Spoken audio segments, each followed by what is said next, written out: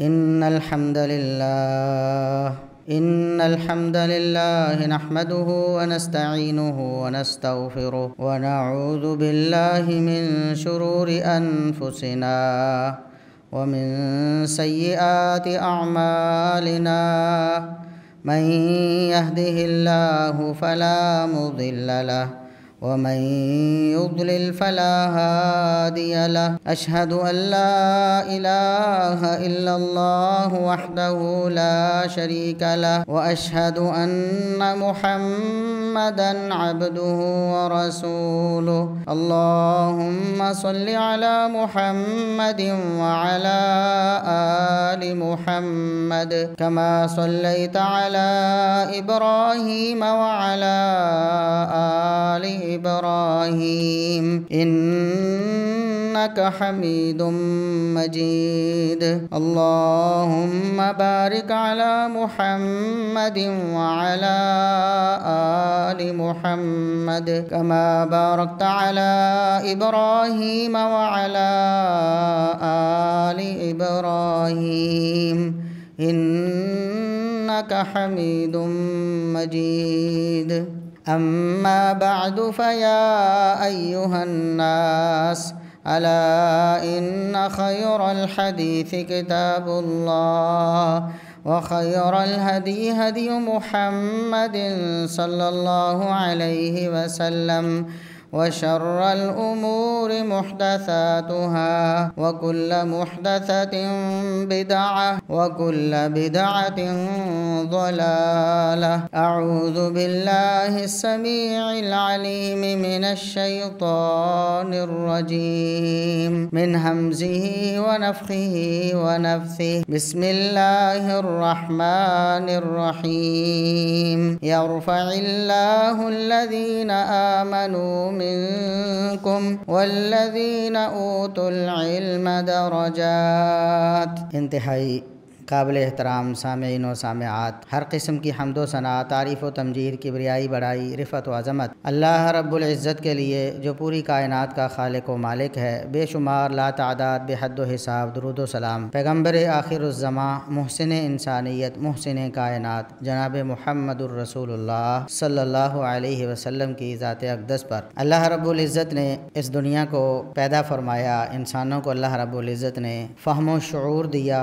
اس نے اپنی عقل کو استعمال کرتے ہوئے بہت سی دنیاوی ایجادات کی، دنیا ترقی کی منازل طے کرتی آئی ہے. آج بھی مختلف چیزیں ایجاد کی جا رہی ہیں اور قیامت تک نہ معلوم کیا کیا چیز اللہ رب العزت کی دی ہوئی عقل سے انسان بنائے گا. جیسے ہی کوئی نئی چیز بنتی ہے، ایجاد ہوتی ہے، تو اس کے حوالے سے کچھ مسائل بھی درپیش ہوتے ہیں. کچھ معاملات تو اس کے دنیا سے متعلق ہوتے ہیں کہ دنیاوی حوالے سے کوئی بھی چیز جو انسان کی بنائی ہوئی ہے اس میں کوئی نہ کوئی نقصان کا پہلو ضرور موجود ہوتا ہے. جتنی بھی ایجادات آج تک ہوئی ہیں آپ ان کو دیکھیں، غور کریں تو انسان سمجھتا ہے کہ ان کا بہت فائدہ ہے. لوگ عمومی طور پر ان سے فوائد حاصل کرتے ہیں لیکن ان کے نقصانات بھی بہت زیادہ. جیسا کہ انسان نے اپنے دفاع کے لیے اسلحہ ایجاد کیا، بارود اور ایٹم بم تک بنایا، لیکن اسی اسلحے سے دیگر لوگوں کے لیے مشکلات پیدا ہوئیں. آج دنیا میں آپ غور کریں تو بہت سے لوگ اسی اسلحے کے استعمال کی وجہ سے، غلط استعمال کی وجہ سے قتل ہو رہے ہیں، حتیٰ کہ ملکوں کے ملک تباہ کر دیے گئے. ایٹم بم بھی گرا کر پورا خطہ جو ہے اس کو صدیوں تک کے لیے آفت زدہ بنا دیا گیا. آج تک اس کے اثرات دنیا محسوس کرتی ہے. اسی طرح بہت سی چیزیں، موبائل ایک بہت بڑی ایجاد تھی، اس نے دنیا میں ایک بہت بڑا جو ہے وہ ہنگامہ کھڑا کر دیا. لوگ اس کے فوائد اور نقصانات پر بات کرتے ہیں. آپ کو پتہ ہے کہ جہاں اس کے فوائد ہیں اس کے نقصانات بھی بہت زیادہ ہیں. اس کی تفصیل میں جانے کی ضرورت نہیں ہے. انسان نے اگر چھری بھی بنائی ہے نا، چھری بھی جو عام روز مرہ اس کے استعمال میں سبزی کاٹنے کے لیے، گوشت کاٹنے کے لیے استعمال ہوتی ہے، تو اس کا بھی منفی اور غلط استعمال ہوا ہے. بہت سے لوگ اس چھری سے بھی لوگوں نے قتل کیے ہیں. تو انسان کی بنائی ہوئی چیزوں میں دونوں پہلو موجود ہوتے ہیں. تو جب بھی کوئی نئی چیز ایجاد ہوتی ہے تو اس کے بارے میں جہاں دنیاوی طور پر کچھ نقصانات ہوتے ہیں اور ان پر بات ہوتی ہے، وہاں دینی طور پر بھی کچھ مسائل ہوتے ہیں۔ سب سے پہلی چیز تو یہ ہوتی ہے کہ جو چیز ایجاد کی گئی ہے وہ فی نفس ہی شرعاً درست ہے یا نہیں۔ مطلب ایک چیز بنائی گئی ہے، کیا اس کو استعمال کرنا اور اس کو بنانا اور اس کو آگے لوگوں تک پہنچانا کیا شرعاً جائز بھی ہے کہ نہیں۔ بہت سی ایسی چیزیں ایجاد ہوئیں جو فی نفسی ہی حرام تھیں، آج بھی لوگ ایسی چیزیں بنا رہے ہیں، جیسے حرام چیزوں سے کوئی مرکب بنا لینا، کوئی چیز بنا لینا، حتیٰ کہ انسانوں کی جو افزائش ہے اس حوالے سے بھی کچھ چیزیں غلط طور پر ایجاد کی گئیں جن کا استعمال علماء نے غلط اور حرام قرار دیا۔ اسی طرح دنیا کے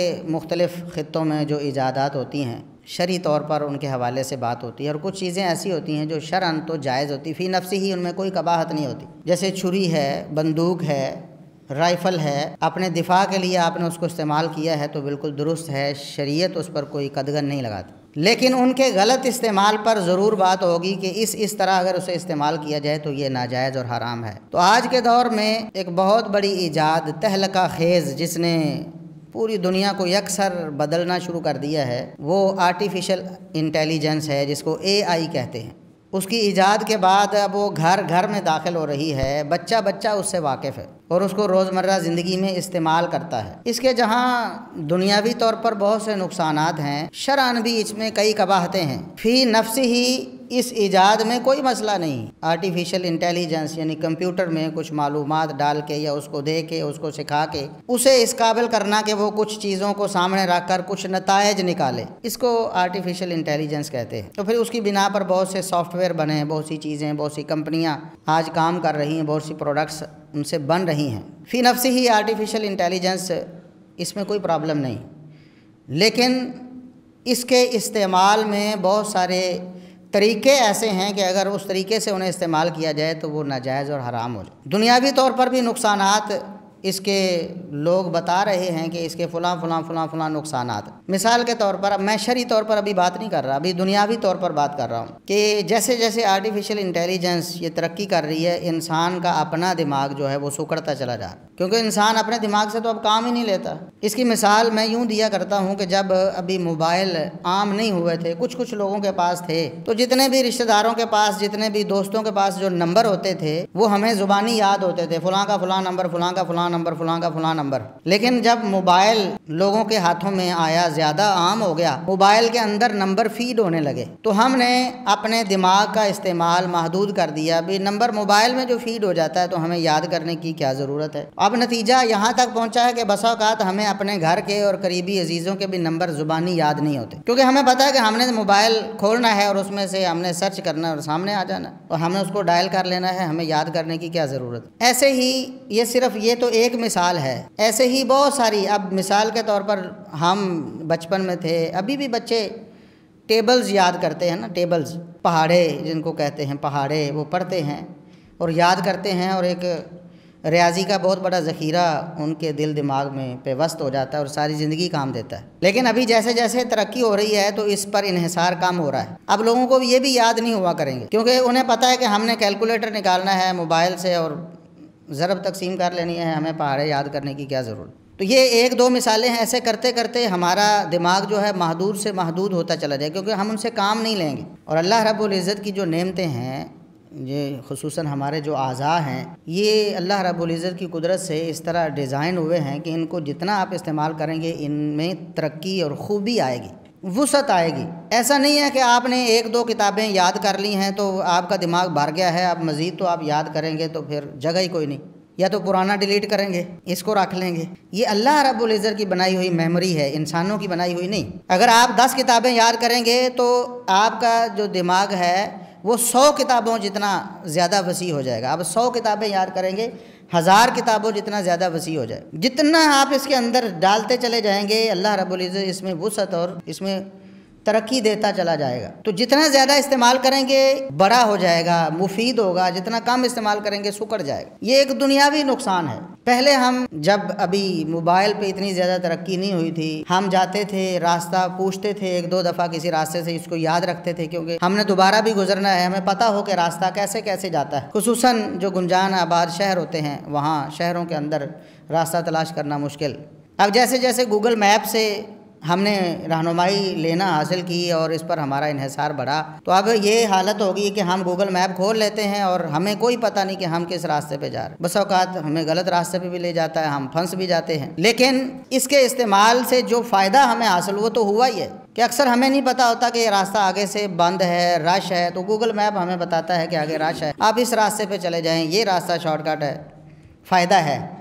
لیکن اس کا نقصان یہ بھی ہوا ہے کہ ہمیں راستے اب یاد نہیں، ہم ان کی طرف توجہ ہی نہیں کرتے۔ اگر گوگل میپ بند ہو جائے تو ہم پھنس کے رہ جائیں بہت ساری جگہوں پر۔ تو اللہ رب العزت کی جو نعمتیں ہیں ان کو آپ جتنا زیادہ استعمال کریں گے اتنی زیادہ ان کے اندر وسعت اور خوبی آئے گی۔ یہ اللہ کا نظام ہے۔ جتنا آپ نے کم سماعت خراب ہوتی نا آپ کی، کسی کی سماعت خراب ہو تو ڈاکٹر آپ کو سجیسٹ کرتے ہیں کہ آپ اپنے کانوں میں وہ آلہ لگا کر اس میں کوئی چیز سنیں۔ جتنا زیادہ سنیں گے آپ کی سماعت جو ہے نا وہ بہتر ہوتی چلی جائے گی۔ یہ اللہ رب العزت کا نظام ہے۔ ایسا نہیں کہ آپ جتنا زیادہ سنیں گے تو آپ کے کام جو ہے نا کان اتنی زیادہ ان کی جو ہے وہ کیپیسٹی کم ہوتی چلی جائے گی اور ایک عرصے بعد آپ سننا بند ہو جائے۔ جتنا زیادہ سنیں گے اس سے آپ کی صلاحیت سننے کی بڑھے گی، کم نہیں ہوگی۔ وہ الگ بات ہے بیماری کی وجہ سے، بڑھاپے کی وجہ سے وہ کام کرنا چھوڑ جائیں، کم کر دیں۔ تو یہ ایک دنیاوی اس میں ایک خرابی ہے کہ آپ جتنا زیادہ انحصار کریں گے، حتیٰ کہ اب تو جو سائنسدان ہیں باقاعدہ، بلکہ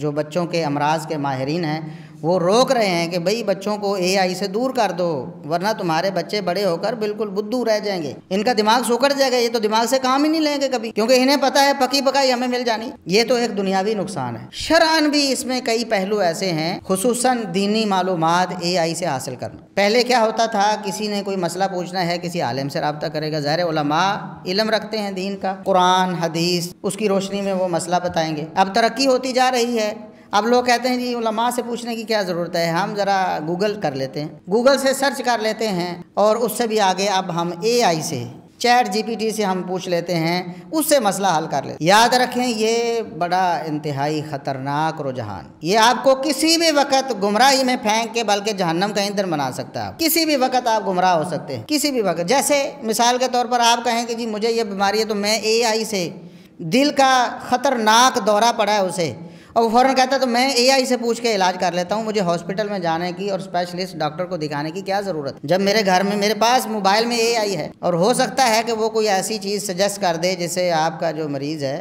بجائے بچنے کے وہ فوراً پورا ہو جائے۔ کیونکہ اے آئی کا ابھی تک فی الحال تو اتنا زیادہ کام وسیع نہیں ہوا کہ وہ 100% آپ کو درست معلومات دے دے۔ جو اس کے پاس ہیں، جو اس کے ریسورسز ہیں، ان سے بھی 100% درست نتائج نکالنے کے قابل نہیں۔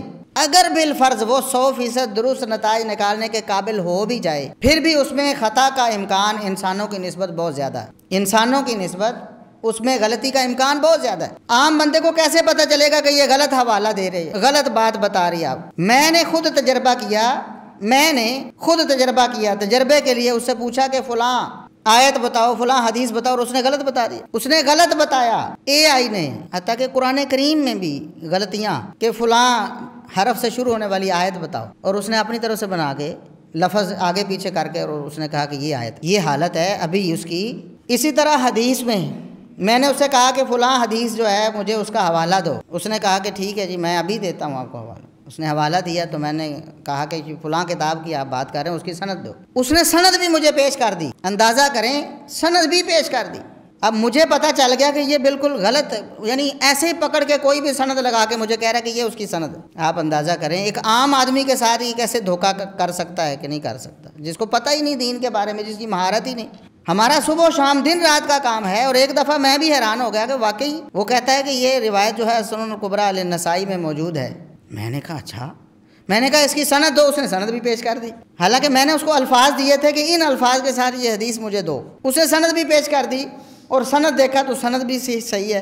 جب میں نے اسے کہا کہ اس کا نمبر بتاؤ، مجھے اس کتاب سے حدیث کا نمبر بتاؤ، تو وہ نمبر لانے سے قاصر رہا۔ میں نے کہا کہ میں نے کھول کے دیکھا تو وہ حدیث اس طرح تھی ہی نہیں۔ اب اس نے کیا کیا، میں نے اسے کہا کہ یہ تم کیا کر رہے ہو، غلط بیانی کیوں کر رہے ہو؟ تو اس نے کہا جی معذرت، بس میرے سے غلطی ہو جاتی ہے، میں آئندہ ایسا نہیں کروں۔ وہ روز ہی یہ کہتا ہے۔ تو اے آئی آرٹیفیشل انٹیلیجنس اگر 100% درست ہو بھی جائے، تب بھی جن لوگوں نے اسے بنایا ہے یہ ان کے مفادات کے خلاف کام نہیں کرے۔ دیکھیں اگر 100% درست بھی ہو جائے تو نتیجہ اس نے خود نکالنا ہے نا، نتیجہ اس نے خود نکالنا ہے۔ پہلے ہوتا تھا گوگل سرچ یا کوئی سافٹ ویئر ہے وہ سرچ کرتا ہے، وہ ہو بہو لفظ آ گئے اس میں کتاب میں تو وہ آپ کو لا کے دے دے گا یہ لفظ آئے ہیں۔ اس میں بھی غلطی کا امکان ہوتا تھا، ہو سکتا ہے کہ جب کمپوزنگ ہوئی ہے تو لفظ ہی غلط لکھا گیا اور آپ کو غلط نتیجہ دے دے، لیکن اس میں پھر بھی اے آئی کی نسبت بہت زیادہ اطمینان ہوتا تھا۔ اب اس میں تو بہت زیادہ دھوکہ ہے، بہت زیادہ غلطیاں ہیں، بہت زیادہ خرابیاں ہیں۔ اگر ساری خرابیاں ختم کر دیں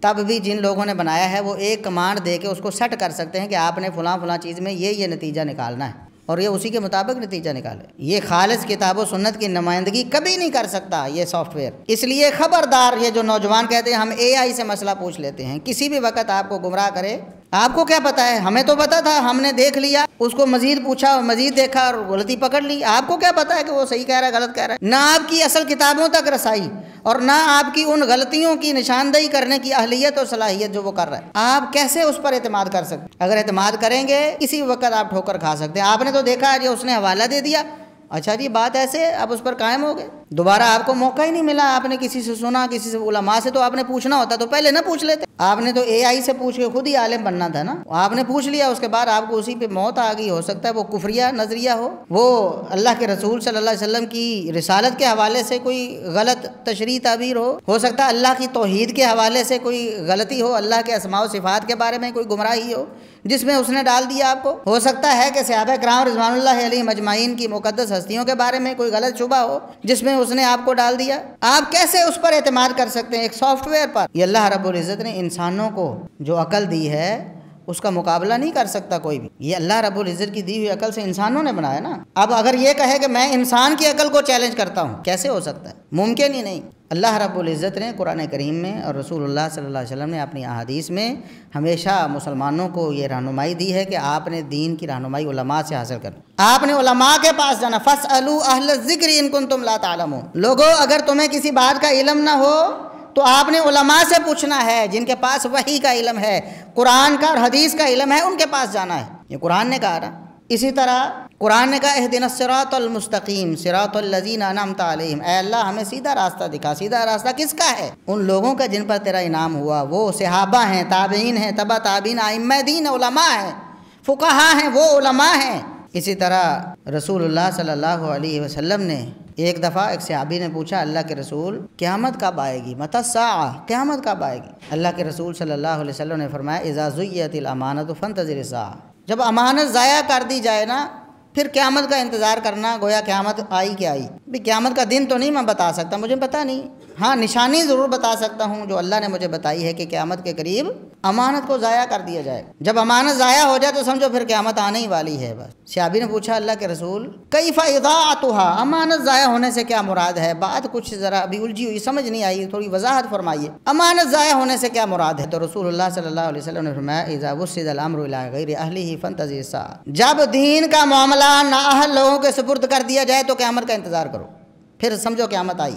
دین کا معاملہ نااہل لوگوں کے سپرد کر، اگر انسان ہے کوئی کتنا بڑا بزرگ، کتنا بڑا نیک، کتنا بڑا ولی اللہ، کتنا بڑا تہجد گزار، کتنا بڑا سخی، کتنا بڑا نمازوں کی پابندی کرنے والا، نیکیوں میں سبقت لے جانے والا، اگر وہ عالم نہیں ہے تو وہ دین کی رہنمائی نہیں کر سکتا، وہ نااہل ہے دین کے مسائل بتانے میں، وہ اہل نہیں ہے۔ یہ علماء کا کام ہے۔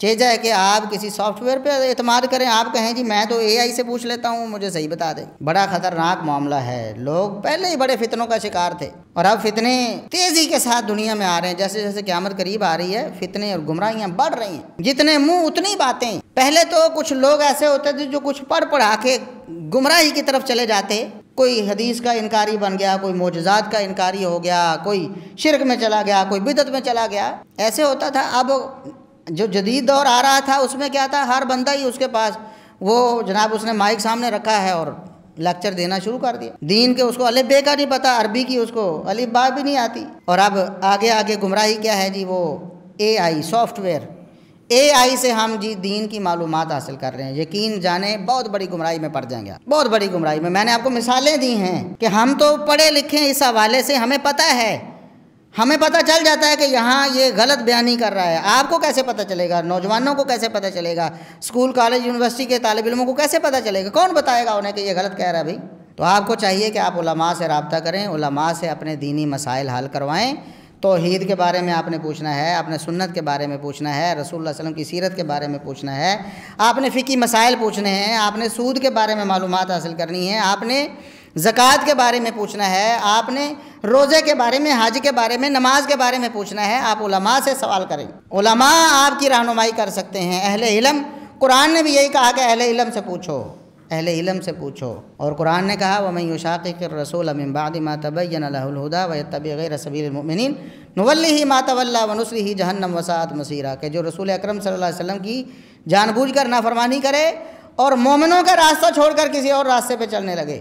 اللہ نے چلنے کے لیے آپ کو مومنوں کا راستہ دیا ہے، مومنوں کا راستہ، یہ ہدایت والا راستہ ہے، یعنی صحابہ کا، تابعین کا، تبع تابعین کا، ائمہ دین کا راستہ۔ یہ علماء ہیں جنہوں نے دین کا علم حاصل کیا اور پھر آگے منتقل کیا اور آج تک محفوظ ہے۔ یقین جانیں اس دور میں کوئی سافٹ ویئر نہیں تھا، کمپیوٹر نہیں تھا، دور دور تک اس کا کوئی نشان نہیں تھا، دین ایسے محفوظ ہوا، ایسے روزے روشن کی طرح۔ آپ باہر نکلنے، دھوپ دیکھ کر آپ کو جتنا یقین ہوتا ہے نا کہ سورج نکلا ہوا ہے، اس سے زیادہ یقین آپ کو قرآن کی آیات پہ ہوتا ہے، اس سے زیادہ یقین رسول اللہ صلی اللہ علیہ وسلم کی احادیث پہ ہوتا ہے جو صدیوں پہلے اللہ کے رسول صلی اللہ علیہ وسلم نے سکھائی ہیں صحابہ کرام کو رضوان اللہ علیہم اجمعین، اور پھر انہوں نے آگے اپنے شاگردوں کو دین اس طرح محفوظ ہوا ہے۔ یہ کوئی چیزیں اس وقت نہیں تھیں، اور اللہ کے رسول صلی اللہ علیہ وسلم نے فرمایا کہ دین جیسے شروع ہوا ہے اس کا اختتام بھی ایسے ہی ہونا، یعنی قیامت آئے گی جیسے لوگوں نے پہلے دین لیا، کمزور تھے، تعداد میں کم تھے، مارے کھائیں، ظلم برداشت کیے، جیسے اس وقت انہوں نے دین کو تھامے رکھا، قیامت کے قریب بھی ایسے ہی ہوگا۔ پھر دین جو ہے کمزور لوگوں کے پاس رہ جائے گا، تھوڑے لوگوں کے پاس رہ جائے گا، گمراہی زیادہ ہو جائے گی، کفر زیادہ ہو جائے گا، شرک زیادہ ہو جائے گا، بدعات زیادہ ہو جائیں گے۔ دین انجان صورت میں دنیا میں نمودار ہوا تھا، لوگ اسے انجان سمجھتے تھے کہ یہ کیا لے کے آگے، جس طرح کفار مکہ کہتے تھے، مشرکین مکہ رسول اکرم صلی اللہ علیہ وسلم تھے، اجعل الآلہۃ الہا واحدا ان ھذا لشیء عجاب، ہے حیرت ہے، اتنے سارے ہمارے معبود تھے، اس نے یعنی محمد صلی اللہ علیہ وسلم نے صرف ایک ہی معبود بنا کے لیا کہ ایک ہی معبود ہے، کتنی حیرت والی بات، کتنی عجیب بات۔ اندازہ کریں توحید کا اتنا واضح سبق جو ہر نبی کی تعلیمات کا مرکزی نقطہ اور محور رہا ہے، عجیب ہو گیا، انجان ہو گیا، لوگ اس کو بڑا عجیب سمجھتے تھے، انجان سمجھتے ہیں، ایسے بھی ہوتا ہے کوئی؟ فرمایا قیامت کے قریب بھی دین ایسے ہی ہو جائے گا، جو دین پر کاربند لوگ ہوں گے حقیقی طور پر کتاب و سنت کو تھامنے والے، وہ کم ہو جائیں گے، اور ایسے ہی ان کو عجیب سمجھا جائے گا، ہیں یہ پتھر کے دور کے لوگ ہیں، یہ پتھر کے دور والا دین لیے پھرتے ہیں، نعوذ باللہ، جس طرح لوگ آج بھی کہتے ہیں۔ اس لیے آپ نے دین کی معلومات کبھی بھی آپ نے علماء کے علاوہ کسی سے حاصل نہیں کرنی۔ بھئی آپ اپنی بیماری کا علاج کسی اسپیشلسٹ ڈاکٹر سے کرواتے ہیں، جتنی بیماری سنگین ہوتی چلی جائے گی اتنی آپ کی احتیاط زیادہ ہوتی چلی جائے گی کہ آپ کے پاس غلطی کا چانس کم ہے۔ جتنا آپ کو کسی کو ہارٹ اٹیک ہوا ہے اس وقت آپ کسی ارے گرے نتھو خیرے سے کوئی پڑیا لے کر نہیں دیں گے اس کو، مریض کو، آپ کو پتہ ہے کہ معاملہ سنگین ہے، فوراً لے کے آپ کسی ہاسپٹل میں جائیں گے، بڑے ڈاکٹر سے رابطہ کریں گے، کسی اسپیشلسٹ سے فوراً رابطہ کریں گے تاکہ ہمارا مسئلہ کہیں خراب نہ ہو۔ ایسے ہی جیسے جیسے دین کے معاملات حساس ہوتے جائے، توحید کا معاملہ ہے، سنت کا معاملہ ہے، فقہ کا معاملہ ہے، حلال کا حرام کا معاملہ ہے، آپ کو چوکنا ہونا چاہیے کہ کہیں ہم غلط چیز غلط بندے کے پاس سے اس کے پلے پڑ کے کہیں اپنے آپ کو تباہ نہ کروا لیں۔ بڑا حساس معاملہ ہے، یقین جانیں آپ کے دل سے توحید کا معاملہ بہت زیادہ حساس ہے، آپ کے دل کی جو صحت ہے اس سے زیادہ حساس معاملہ توحید کا ہے۔ آپ اس پہ کمپرومائز نہیں کرتے، توحید پہ کر جاتے ہیں کہ چلو جی کوئی بھی کر رہا ہے جی، اچھی بات ہے، اچھی بات سن لینی چاہیے، اچھی بات سن لینی چاہیے۔ بھئی آپ کو کیسے پتہ چلے گا کہ یہ اچھی بات ہے؟ اچھی بات تو وہ ہوگی جو کتاب و سنت کی نمائندگی کرے گی۔ آپ کے پاس یہ اہلیت ہے کہ آپ کو پتہ چلے کہ کتاب و سنت کی نمائندگی ہو رہی کہ نہیں؟ یہ تو علماء کو پتہ چلے گا، علماء جانتے ہیں کون۔ قادیانی بھی قرآن کی آیتیں پڑھ کے لوگوں کو کہتے ہیں نبوت جاری ہے، نعوذ باللہ ثم نعوذ باللہ۔ ایک عام آدمی ان کے پلے ڈال دیں گے ہم کہ جاؤ جا کے قادیانیوں سے بھی اچھی باتیں سن لو؟ نہیں، کبھی نہیں، کبھی نہیں، کبھی نہیں۔ علماء کے پاس آئیں، علماء سے دین سیکھیں، ان سے پوچھیں، ان سے سمجھیں اور اس پر عمل کریں، بس آپ کا یہی کام ہے۔ اے آئی اور جتنے سافٹ ویئر ہیں ان سے آپ معلومات حاصل نہیں کر سکتے، یہ 100% اگر درست ہو جائیں تب بھی آپ کی صحیح رہنمائی نہیں کر سکتے۔ اس لیے اپنے آپ کو ہلاکت میں نہ ڈالیں، ہمیشہ علماء کے ساتھ رابطہ کریں، قرآن نے بھی یہ کہا کہ علماء سے رابطہ کریں، جب آپ کو پتہ نہیں تو آپ نے علماء سے رابطہ کرنا۔ اللہ سے دعا ہے کہ اللہ رب العزت ہمیں عمل کی توفیق عطا فرمائے۔ وآخر دعوانا الحمد للہ رب العالمین۔